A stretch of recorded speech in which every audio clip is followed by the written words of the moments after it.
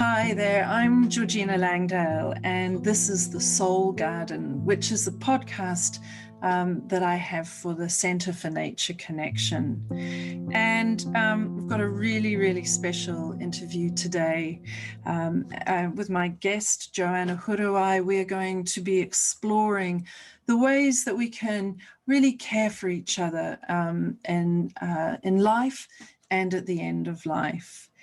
And we're doing this because in society today, there is such a fear about death. And there's a kind of almost, it's hardly even seen as a natural part of life, which it is. And so we can all relate to the idea and the experience of conversations about death being pushed away. But I suspect that we can also relate to the experience of thinking, I wish I'd asked that question, or if only I'd known really how to be able to help that person.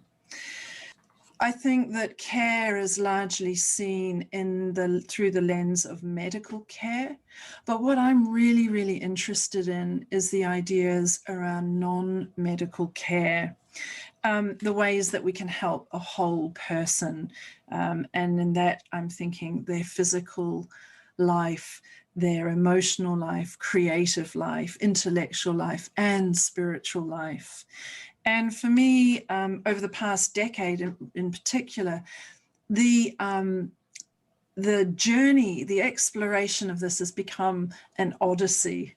And it's been beautiful and challenging and painful and wonderful and life enriching. And I've trained with all sorts of people along the way, from shamans and healers and Reiki masters to training in as a death doula and in end-of-life care. And I've worked as a funeral director.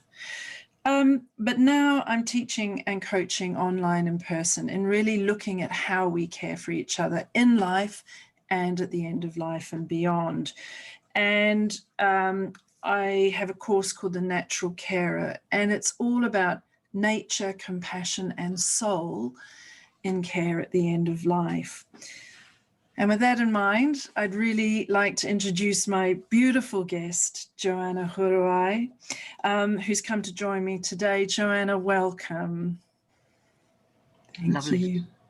Great. Thank you too. So, Joanna, would you tell us a little bit about Joanna, who you are and family and where you're located and Certainly. Yeah. Well, my physical surroundings, I live in the Hutt Valley of New Zealand. And who I am, I'm a lot of things. I'm a sister, an auntie, a mother. I've been a wife, a girlfriend, a granddaughter, a niece, a cousin, a nurse, a midwife, a grandmother, an auntie, a great aunt. I'm all those things. I've been a nurse and a midwife. Gosh. And I've been a rogue and a drunkard in my early days. Yeah. Now I'm pretty tame, and yes, and now I'm probably in a stage where I'm bearing back to being me, whoever that person is. Yeah. As part of all those things. All those things you are all part of you. Yeah. But you're more as well. So I guess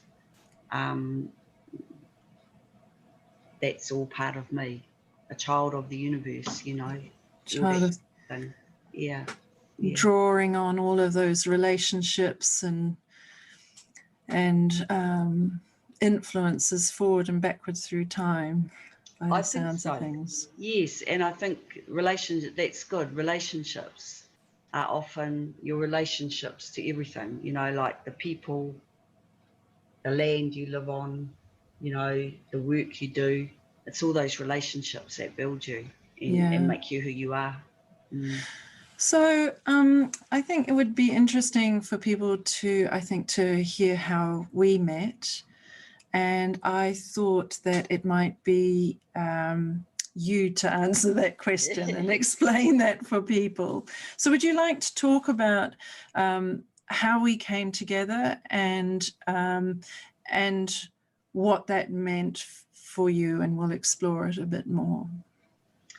So I'm a member of the Grove of the Summer Stars, which is a druid grove, and I've been a member of that particular group for a number of years now, and we celebrate the 8 festivals of the year, and I think it was Samhuinn that we were celebrating, and Pamela, who is our modron, said, oh, we had this lady Georgina who was coming down, and Georgina does a lot of interesting work around death, and she was prepared to do a little workshop or have a little discussion before we celebrated Samhain, which seemed a really good time to do it.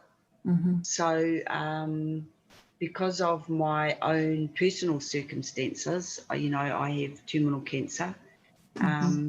It seemed like, oh yeah, that would be very interesting. And we'd had a Lunasa camp a few months previously where we had just started to touch on that whole subject about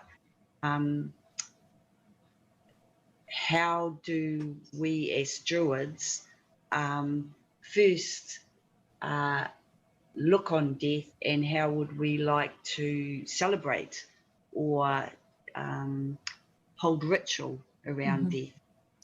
So we'd started that ball rolling, and so it was a really good time for Georgina to appear as a OBOD member and come down and offer this discussion to us. And so that was the first time that you and myself met, along with my sister Moira, Tony, Pamela, and Catherine. Catherine. Sorry, yeah. Catherine. Yeah. And Catherine. So it was lovely. It was we sat in front of the fire and we had chocolate and hot drinks, and we actually shared what was a lovely discussion, more than a workshop, I'd say. Yeah. Yeah, it was lovely. And so we heard your story, and you were so good to share your story with us and your work, which was all very interesting and led to a whole discussion around how people deal with that end stage of life and ritual around it. Yeah. And so that's how we met, and then after that we were able to celebrate Samhain, which was really cool, at the Woolshed. Can you explain for people who may not be familiar what Samhain is before we keep digging deeper? I think that they will find it quite interesting and appropriate in light of this discussion. Okay. Oh gosh, I would have looked it all up. But, just in simple terms, it's fine. Yeah. Samhain comes at that time of year. It's started to get dark. The season is changing. We always say that the veil is very thin at Samhain and Beltane. Beltane is a spring ritual. Samhain is sort of coming into those late autumn winter rituals.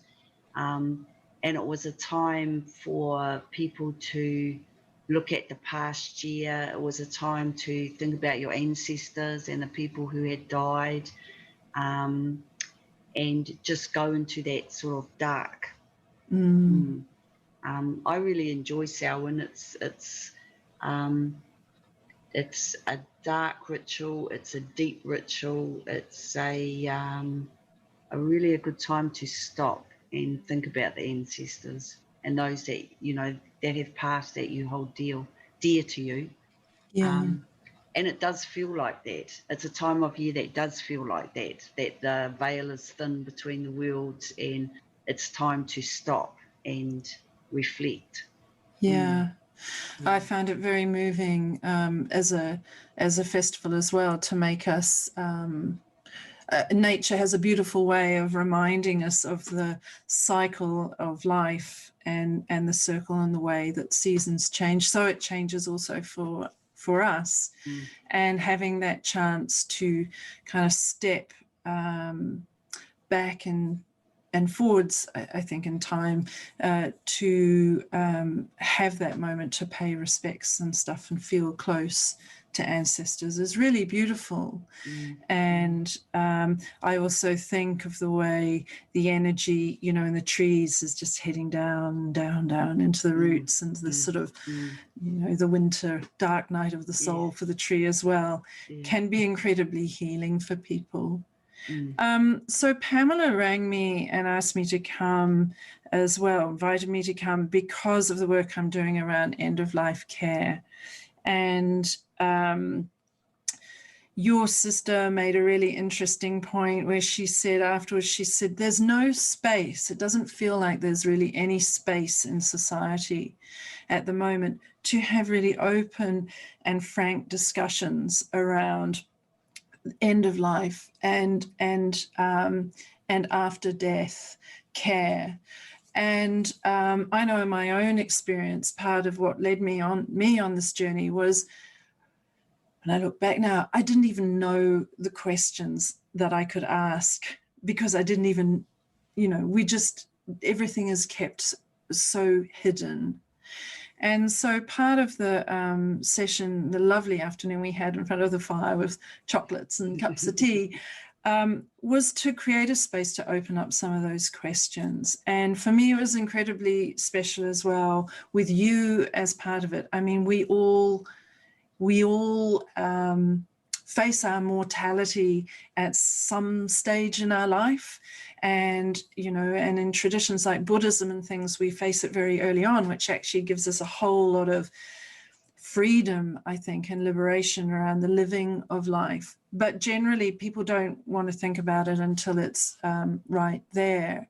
In 1927, there was a guy called Francis Peabody. He was a physician, and he lectured at Harvard Medical School.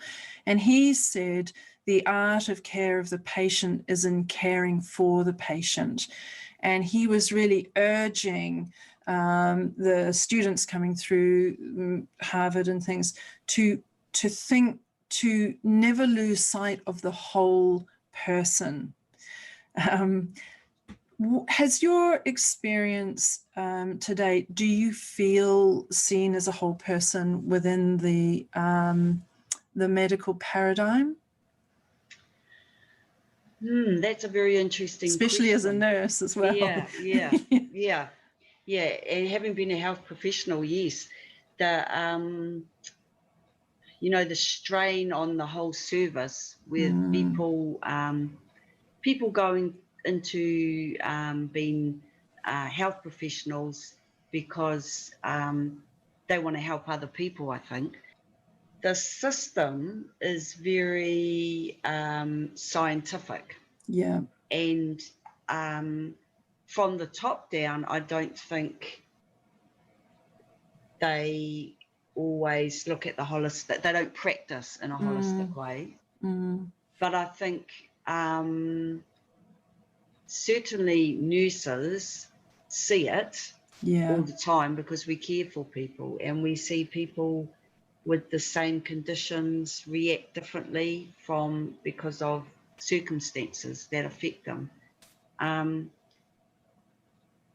And I think it's very hard, really. I think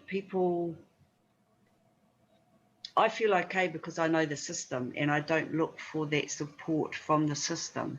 Right. And there are, you can refer people to social workers who probably can refer you to counsellors and that sort of thing.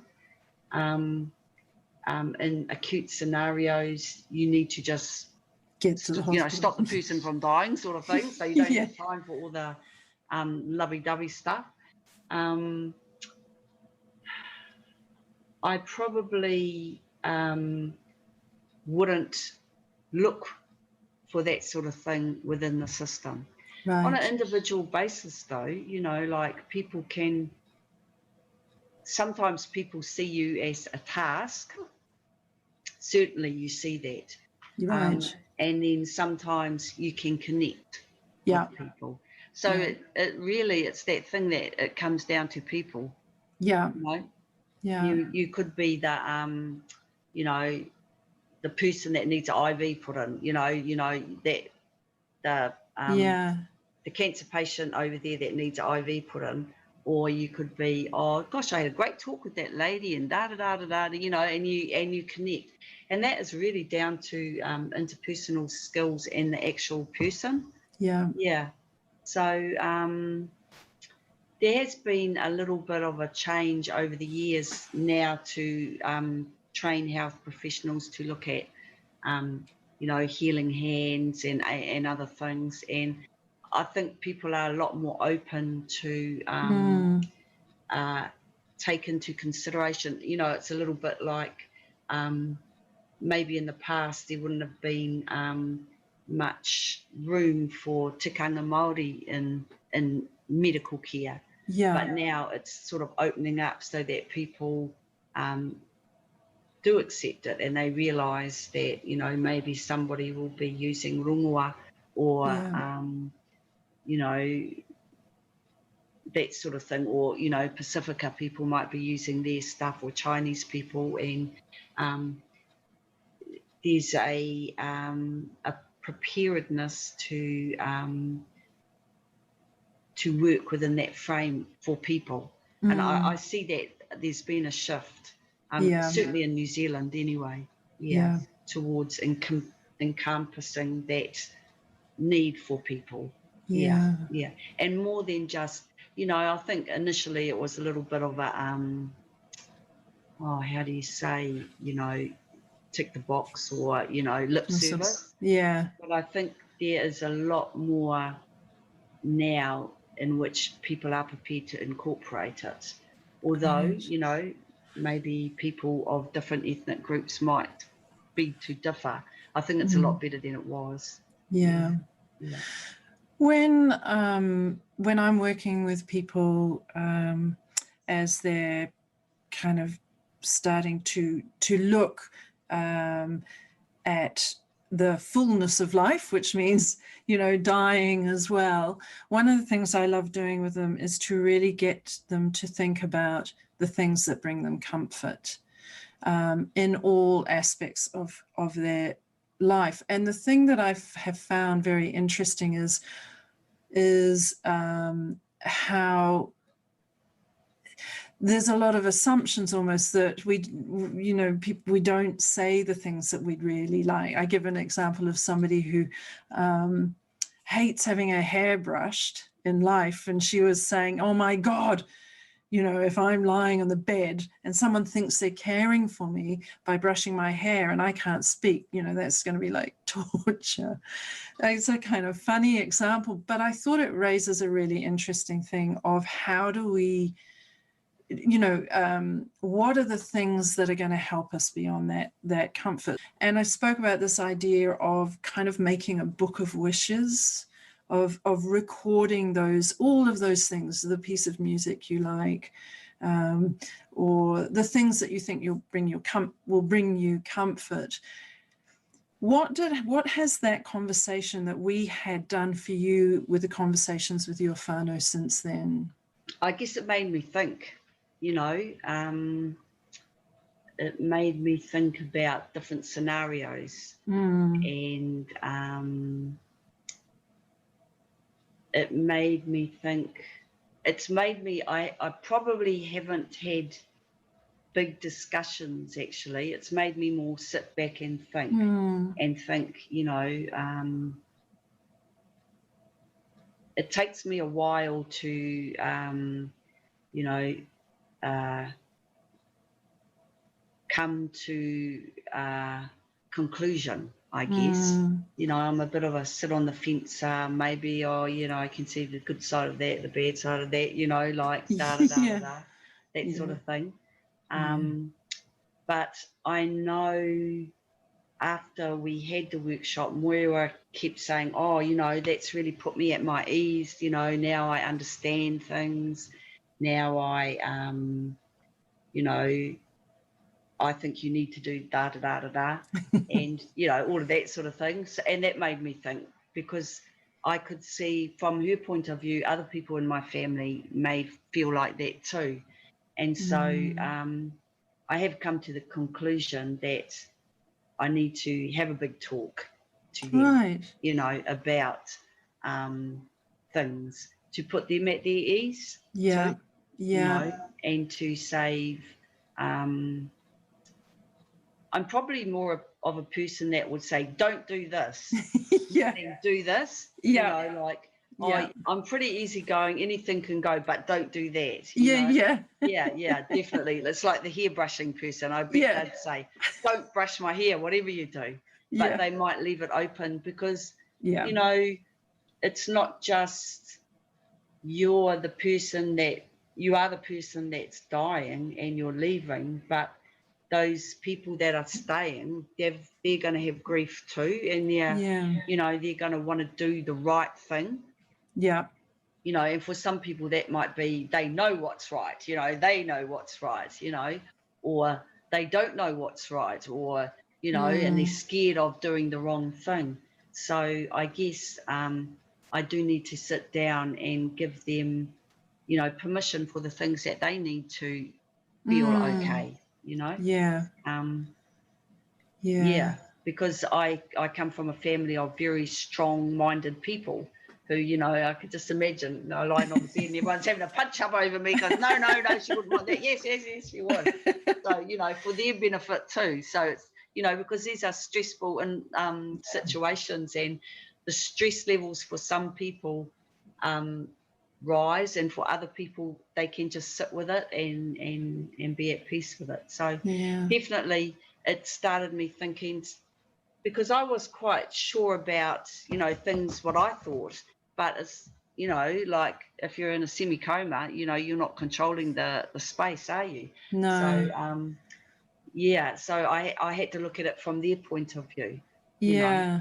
And so that made me think, oh, what can I do to help them help me?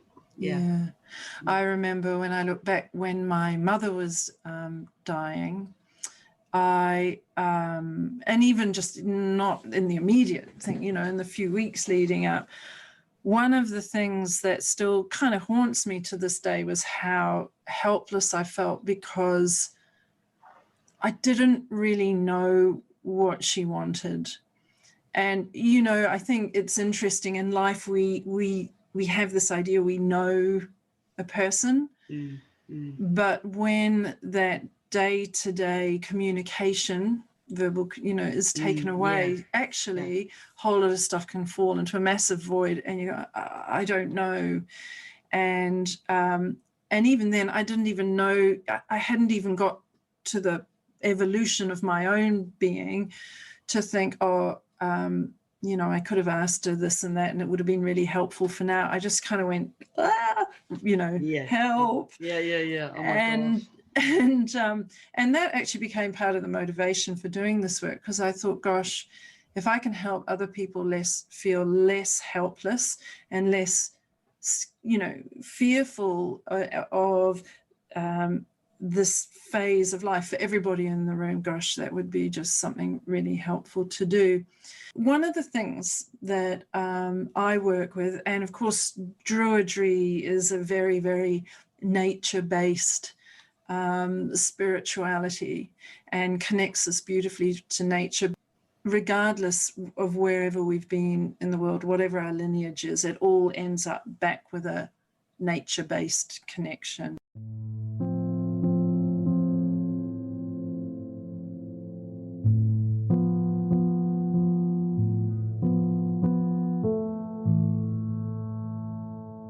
In the 1400s in Italy, there was a guy called Marsilio Ficino, and he was a physician, and a scholar, and just an amazing guy. And he used to call himself a physician of the soul. And so if you went to see him in his day, he would sit you down, and among the things he would tell you is go take a walk in nature. You know, we hear doctors today starting to say, oh, nature is really good therapy. But he would say, you need to go and walk in nature. You need to go at night into a scented garden and breathe in that beautiful fragrance. Really take note of the landscapes that give you pleasure and well-being. He also talked about music. So he saw, and many before him and many since, that the universe has its own music, you know, and the body and things resonate at different levels and, you know, notes and things. So part of his prescription would be to compose on his lute the kind of cosmic chords of the universe that related to that person. Really beautiful ideas. So, you know, Cosimo de' Medici or whoever his patron would, you know, lie back on the chaise longue, and Marsilio would play music. So he was a really amazing music therapist. The other thing he said is pay real attention to the art and the color and things you see around you. So he said, the things that you see, you know, the art on your wall, the fresco on your wall, these are the things that you'll look at. So what is beneficial is to have things that nourish your soul. And in preparing for today's talk, I asked you to do a little bit of homework, and one of it was to pick a painting that really means something to you.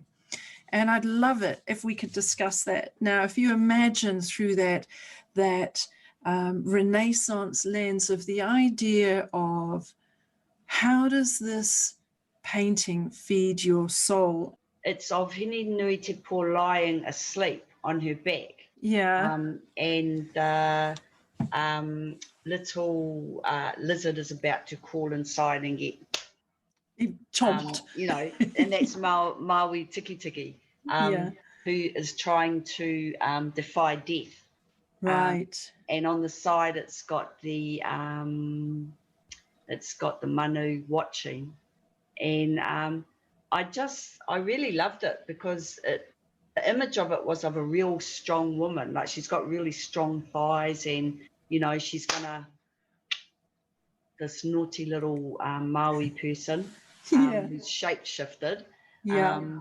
And it's got nature at the side, and it's that whole story of Maui trying to defy death and crawl inside the vagina of Hini Nui Te Po, and he's supposed to be able to come out through her mouth to defy death, but of course he doesn't. And it's sort of like, you know, it's quite funny. It's on a whole lot of levels. I liked it just on the painting. You know, I liked the strength of Hini Nui Te Po. How, you know, she's got strong thighs. She's got a good strong body. But it's also that how man tries to defy what is. You know, like people chop their heads off and put them in the freezer and think that somebody's going to give them a body to put their head on in, you know, 500 years, and they're going to be the same person, or freeze their whole body until somebody, you know, they just, to do that, really, my personal belief is that you're a little bit out of sync with nature. And this artwork brings up all these sort of ideas, really, about, you know, some things just are, you know, some things just are in nature, some things just are, and we just have to roll with it, you know. So it brings up all those things, you know. It's a lovely picture. She's such a talented and amazing artist, isn't she? It's in her book, Wahine Toa, and it's got that other image in there too, I think. Great images, strong woman, you know. Yeah, Yeah, lovely. yeah, yeah.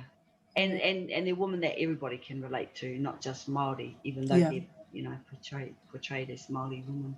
Yeah. You talking, you know, this the legend and Maori kind of trying to sneak in through her vagina and out defying death made me think about your work as a midwife. Do you feel that your work as a midwife has also, in a funny way, prepared you for when you've been working with patients and caring for patients at the end of their lives and things like that? Do you find that it has helped you with that kind of life cycle?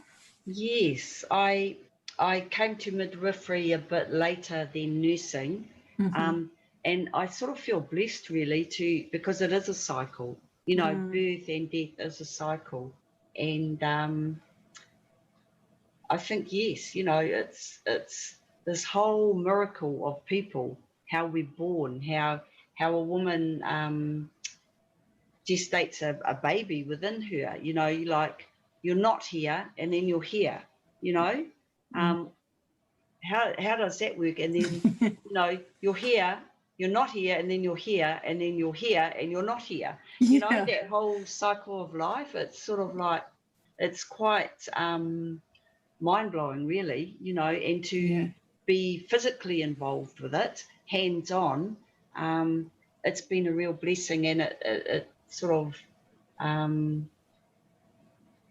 I feel really sort of in sync with, you know, the modern world has really separated us from our bodies, you know, you know, it's not acceptable to have wrinkles. You've got to have Botox up and stick collagen in your lips and have plastic surgery. And, you know, you've got to, you know, death is so untidy. Let's leave it to the, you know, the funeral parlour people and take that dead body away so we don't have to deal with it. And even, you know, birth is opening up a lot more now, you know, but just a generation or so ago, you know, people were,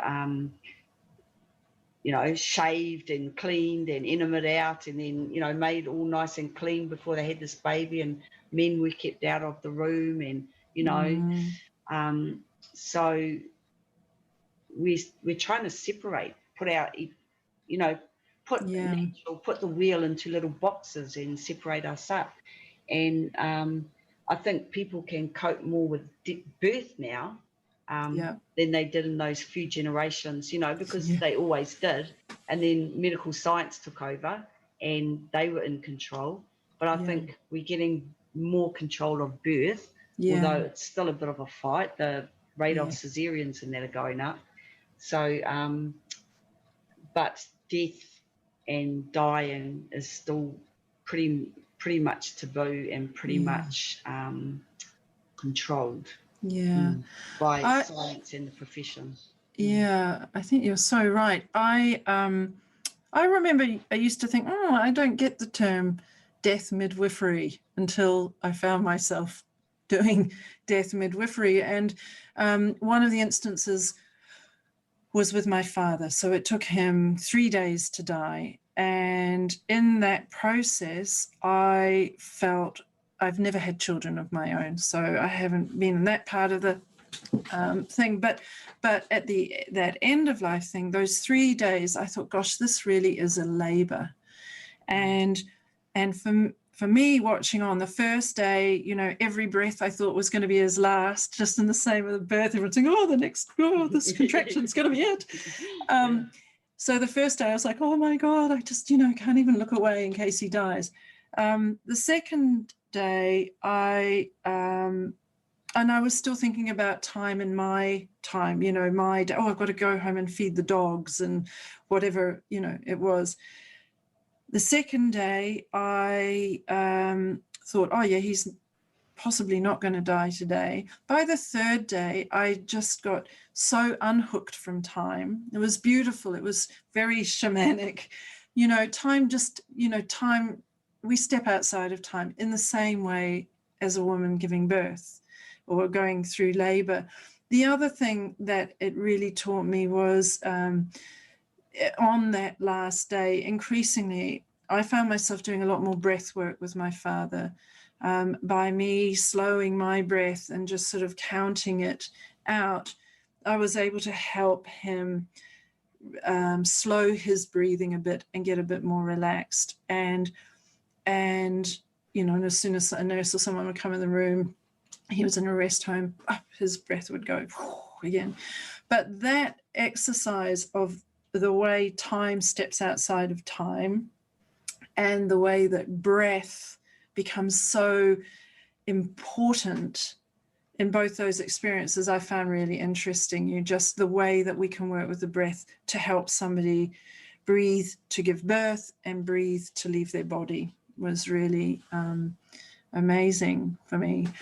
So I'm interested in your thoughts on this whole idea now of death midwifery, end-of-life doulas, death walkers, whatever the terminology is. How do you see that role, and where do you see that heading from your experience within the health profession as a nurse and your own understanding of your personal experience of living with, an illness that has, a prognosis of its own? Where do you see that doula, in the same, there is a birth doula and there's a death doula? Could you talk a bit about that from your perspective? The way our society is going, there will be a big need for them, because that was just the thing people did, like you, that was part of your journey through life. You were young, and as you got older, you took on more responsibilities, and you'd sit with your aunties or your grandparents or whoever, and then your parents as they died, and you'd learn those skills. But because we are fragmented, families don't often have the same support, siblings are all over the world. People don't have as large families sometimes, extended families, or if they do, they're somewhere else. And so people are often isolated, they don't have that support, and you need it. And so I think people like a death doula will be very helpful for people that have don't have that support, because it's a time of life where the dying and the grieving people both need support. And so somebody who's at peace or is okay with that as just another part of life can come in and help those dying or grieving people to get through that stage. So I think we'll see more people getting into this role as like your this course that you're taking, and people are doing it because they can see a need. My kind of dream in all of this is, I'm doing this training now for people who want to be an end-of-life carer in a natural way. And I have to say, people on that course, included in them are hospice nurses and various therapists and things. So it's really interesting to see that. But I also really want to offer up ways like the conversation, the workshop conversation we had, just for people who don't need to have the certificate on the wall and all of that sort of thing as well, but for family members to care for family members, or for friends to care for friends. And I part of my odyssey is, yes, there's an aspect of it that helps people be equipped, that other people can feel confident, that they can engage them to help them. But equally, I want to be able to help people help the people they love. And that's great, because I think that is most important, you know. Yeah. That is most important, because people, that's who they want around them, I would imagine, unless you had a real, you know, like we're all a little bit dysfunctional, but if you had a really dysfunctional family where, you know, everybody was at each other's throats, you know, but even then, you need a referee. Yeah. So I think that would be I can see that being a big role. People just, oh, you know, this is okay. Yeah, we don't need to be scared. No. Because we've been separated from death, people are scared of us, you know. But when you're able to be part of that sort of thing, and I mean, I think I've been blessed, not only because professionally I've, you know, I've had to deal with death, but you know, in just living, we have been lucky. We have seen our relations looking after the old people. We've been able to look after our own parents at home, and they've been able to die at home. So even our nephews and nieces have been part of that. And so, you know, everybody, you have to live it. Yeah. You know, and then you see, oh, well, it's not like in the movies, you know, they're not going to rise up and become a zombie and chase you around the room or something, you know. You know, it's these sort of fears that people have, isn't it? But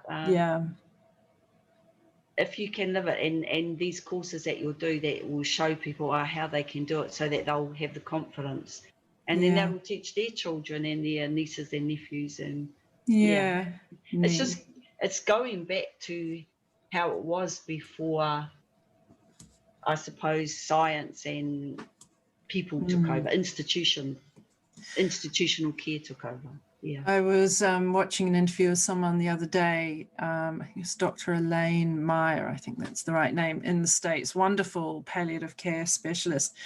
And she was saying that something like up until the Second World War, most people died at home, you know. So let's say it was 90% of people would die at home, others would die in a hospital or out of, you know, some awful accident or something. Now it's almost, you know, kind of reverse. People are dying in rest homes and in hospices and hospitals and things like that. And there has been a real shift away from the home thing. And then coming along with that has also embalming, you know, the funeral thing of embalming has taken off, and that got triggered by bringing bodies home from the war, the Second World War. And so then that rose, and so there's just been this shutting away. I also hope to see that, you know, funeral homes and funeral directors and things get, and you do see some getting much more inclusive with the family and helping them care. And again, I'm also doing some stuff with funeral directors as well, around how to bring nature and natural things into that process of body care.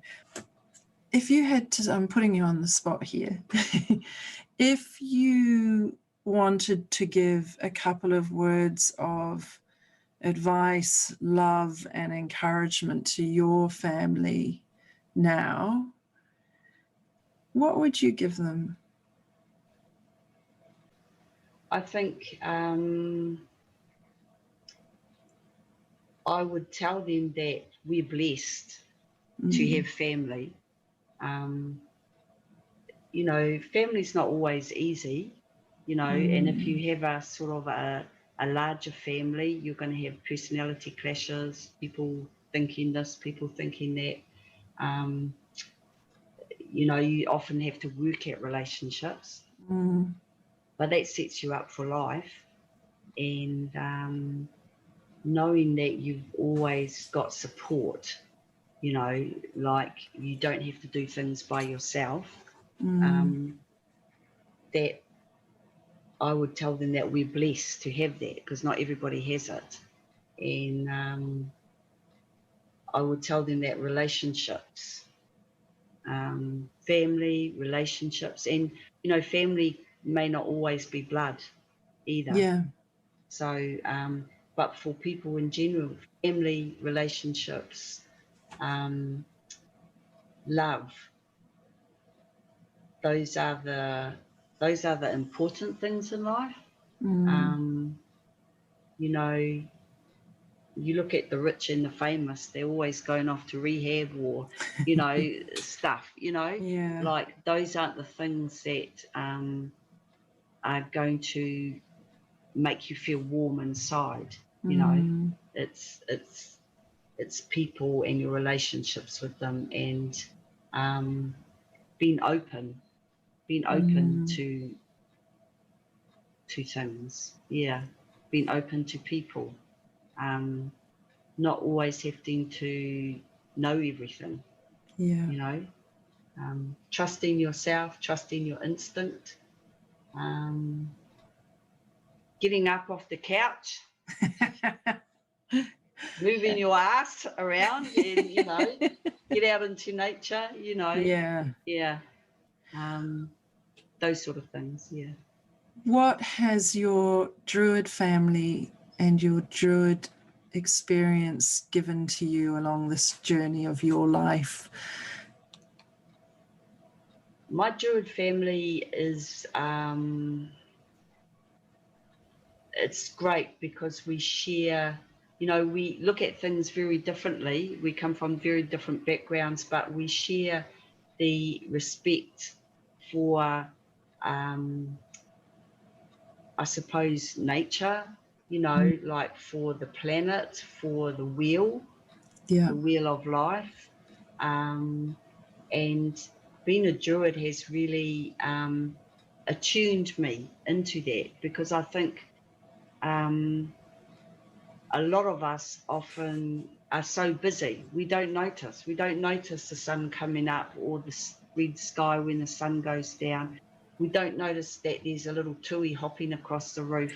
We just miss all those things because we're busy getting to work, making money, doing whatever we have to do. And Druidry says, hey, we're doing, we're having Beltane or spring equinox. So, what does that mean? Oh yeah, it's springtime. Look at those trees out there. Look at the blossoms, and so, oh yeah, and that's what happens at this. Oh yeah, and then you look at, that's right. The seed that has been in the earth in the dark of winter is now starting to bloom up, and that has connotations of all sorts of things. Of the germinating ideas and blossoming them, and what and in autumn and winter, things dying and going back in, and how sometimes that's what has to happen with our projects, our lives. So Druidry, you sort of know those things. People know those things, but they don't. And Druidry makes you stop and, okay, this is what we're doing on today. On this ritual, this is what we are. Oh my God, that's what's happening in the world. And gosh, that's just like, I felt tired. I felt like I don't want to go out. I just want to stay in bed in my little cave in the winter. So it just makes you reflect on what's happening in your life. And I just so love that about Druidry, Yeah. And so it makes people able to deal with, okay, well, this is just another wheel. This is just another spoke of the wheel, really, on the journey of the wheel of life, the wheel of the year, the wheel of whatever. Yeah. And I'd thank them. I'd thank my Druid family for sharing those times with me. Yeah. Wonderful. Wonderful. When we met that weekend, I was watching the evening sun dropping behind the South Island and down into the sea. And I'd been thinking very much about Druidry and things, and also because my background, I was born in England, British, came here when I was a child. And I've had this sort of tension between the two parts a bit. I am that person. But I am this person from New Zealand as well, who's grown, lived here for so long, and the land has a special energy here. But what I really loved was that I'd suddenly I thought, as that sun is dropping away from my sky, it's rising in my other sky. And I thought of the way that nature helps us connect to all of the parts that we are. And if something gives us a lens to look at that through, whether it's druidry or some other nature-based form of spirituality, or just going for a walk in the park, whatever it is, but if we have that lens, gosh, it gives us so many ways of connecting us to I think just the amazingness of life, even in really difficult times and a kind of crazy world. So that brings me to the place in nature, a landscape that nourishes you. And you have shared with me and with us the Abel Tasman. Can you talk a bit about what that landscape that gives you? Well, I think it's that mix of bush, sea, hills, those are, that might sound cliched really, but those are my places. Like most weeks I'll go for a couple of walks in the bush, and quite often I'll feel like, I need to go down to the sea and walk along the Petone foreshore and things like that. So I'm surrounded, where I live, I'm blessed. I'm surrounded by trees and hills and bush. And I actually, that picture of that part of the Abel Tasman really spoke to me of, oh gosh, that encompasses all those places I love to be and get a big kick. Yeah. And I have actually walked the track many, many years ago, and I just love being out in those places. They really do. If I don't get out to somewhere near water or somewhere near bush, I start to think, I need to go out there. But I am surrounded by it here, in my little part of suburbia. So I'm so blessed, really. I think that whole thing is coming back in, that connection to the trees and how, what do they call it, forest bathing in Japan or something? There's a word for it. Yeah. And you feel so much better for it. So I like to drag my creaky body out there and good on you. hug a tree and all that sort of druidery thing. Yeah. It just makes me feel so alive. And wonderful. Yeah. That's really beautiful. Oh, Jo, look, thank you so much for this. And before we go, is there one more thing that you'd like to add, or words of wisdom or insight or humor or... Well, I'll have to dig deep for the wisdom. Thank you very much for interviewing me and letting me share some of my thoughts with people. I guess it's just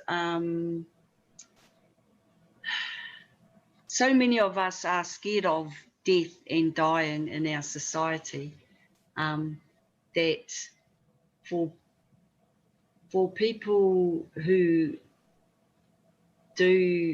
are dying, that have to deal with it, I think, reach out to those that can help you. You don't have to be scared, but it's easy for people to say that. Don't be scared, because you can only be what you feel. So sometimes you just have to go with your instinct. And for people who are caring, for people who are dying, just follow your instinct, because love really will see you through, basically. Beautiful. Yeah. Beautiful. That's what I think, anyway. Yeah, that's a beautiful way to end. Joanna, thank you so much. Joe, thank you. It's been an absolute delight, and I look forward to seeing you again with the Grove of the Summer Stars. Yes, we all look forward to seeing you too, Georgina. Good. We'll be expecting you in the next couple of months anyway. Yeah, I'll when be we there. can manage it. Yeah, thank you. Thanks. It's been such a privilege and a joy to spend this time with Joanna Huriwai. Thank you so much, Joanna, for all your insight and your wisdom. The painting that Joanna was talking about in this interview is by the artist Robin Kahukiwa. I love Joanna's advice. So simple. Follow your instinct, because love will see you through. I'm Joanna Langdale. This has been another episode of The Soul Garden, and you can find my offerings and courses and coaching at centernatureconnection.org.